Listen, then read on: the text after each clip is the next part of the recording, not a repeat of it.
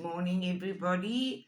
The angels want us to know that where fear and sadness and anger issues resurface, we must reconsider if we want to let them go or if we want to take them into our near future.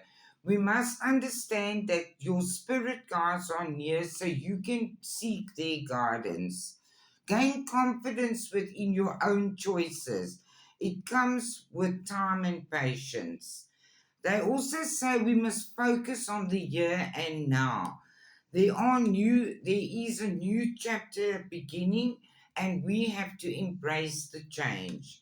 In a year from now, you won't recognize the changes that are going to come about.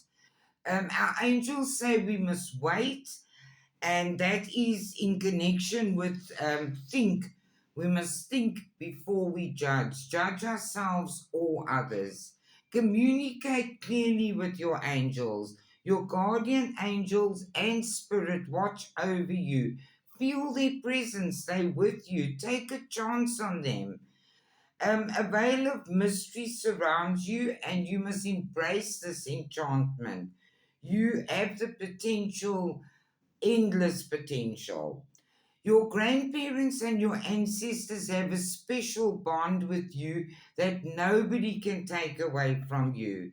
Family wishes are coming true, and where there was muddled and unclear thinking, you're going to have deep love, deep affection, and deep caring coming within. The fears of your family, the sadness and the frustrations are over, and a sincere wish is going to be granted. You overcome a lot of things in your life, and it's time for sweet results. Where there was money confusion, you've made good choices. You are allowing yourself to be divinely guided. And Spirit says, take things slowly, just stay focused, stay with you.